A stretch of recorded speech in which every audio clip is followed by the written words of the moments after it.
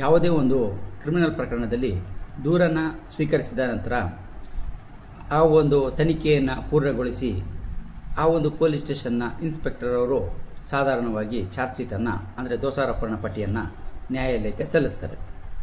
ಆದರೆ ಇದರಲ್ಲಿ ಒಂದು ವಿಶೇಷವಾಗಿ PSI ಇರೋರು ಚಾರ್ಜ್ ಶೀಟನ್ನು ಸಲ್ಲಿಸಿರ್ತಾರೆ.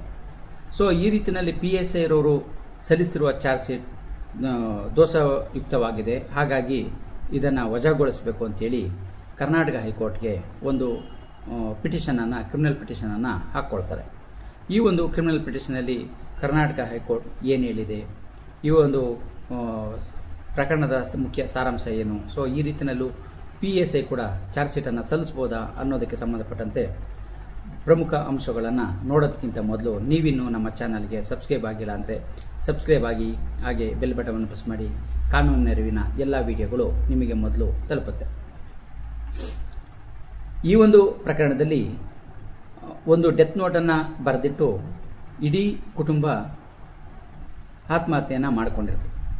ಸೊ ಈ ಒಂದು ಡೆತ್ ನೋಟ್ನ ಆಧಾರದ ಮೇಲೆ ದೂರನ್ನು ಇನ್ಸ್ಪೆಕ್ಟರ್ ಅವರು ನೀಡಿರ್ತಾರೆ. ಈ ದೂರನ್ನು ಪೊಲೀಸ್ನವರು ದಾಖಲು ಮಾಡಿಕೊಂಡು ತನಿಖೆಯನ್ನು ಪ್ರಾರಂಭ ಮಾಡ್ತಾರೆ. ಈ ತನಿಖೆಯನ್ನು ಪ್ರಾರಂಭ ಮಾಡಿದಂಥ PSI ಅವರು ತನಿಖೆಯ ಪೂರ್ಣ ಆದ ನಂತರದಲ್ಲಿ ಚಾರ್ಜ್ ಶೀಟನ್ನು ನ್ಯಾಯಾಲಯಕ್ಕೆ ಸಲ್ಲಿಸ್ತಾರೆ, ಅಂದರೆ ದೋಷಾರೋಪಣಾ ಪಟ್ಟಿಯನ್ನು ಸಲ್ಲಿಸ್ತಾರೆ.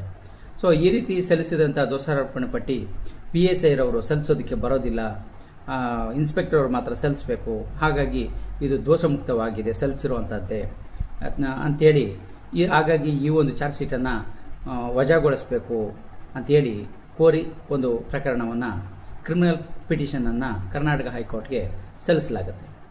ಇದರ ವಿಚಾರಣೆಯನ್ನು ಮಾಡಿದಂಥ ಕರ್ನಾಟಕ ಹೈಕೋರ್ಟ್ ಪೊಲೀಸ್ ಮಾರ್ಗಸೂಚಿ ಏನಿದೆ ಇದರ ಅನ್ವಯ PSI ಕೂಡ ಪೊಲೀಸ್ ಸ್ಟೇಷನ್ನ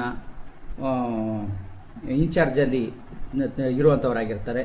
ಸೊ ಹಾಗಾಗಿ ಅವರು ಕೂಡ ಈ ಒಂದು ಚಾರ್ಜ್ ಶೀಟನ್ನು ಪೊಲೀಸ್ ಮಾರ್ಗಸೂಚಿಯಂತೆ ಸಲ್ಲಿಸೋಕ್ಕೆ ಅವಕಾಶ ಇದೆ, ಇನ್ಸ್ಪೆಕ್ಟರ್ ಅವರೇ ಮಾಡಬೇಕು ಅಂತ ಏನೂ ಇಲ್ಲ. ಸೊ PSI ಅವರು ಕೂಡ ಈ ಒಂದು ತನಿಖೆಯನ್ನು ದಾಖಲು ಮಾಡಿಕೊಂಡು ಈ ದೂರನ್ನು ದಾಖಲು ಮಾಡಿಕೊಂಡು ತನಿಖೆಯನ್ನು ನಡೆಸಿ ಚಾರ್ಜ್ ಶೀಟನ್ನು ಸಲ್ಲಿಸಬಹುದು, ಅದರಲ್ಲಿ ಯಾವುದೇ ಒಂದು ದೋಷ ಇಲ್ಲ ಅಂಥೇಳಿ ಈ ಒಂದು ಪಿಟಿಷನ್ ಏನು ಸಲ್ಲಿಸಿರ್ತಾರೆ ಈ ಒಂದು ಪಿಟಿಷನನ್ನು ಕರ್ನಾಟಕ ಹೈಕೋರ್ಟ್ ವಜಾಗೊಳಿಸಿರುತ್ತೆ.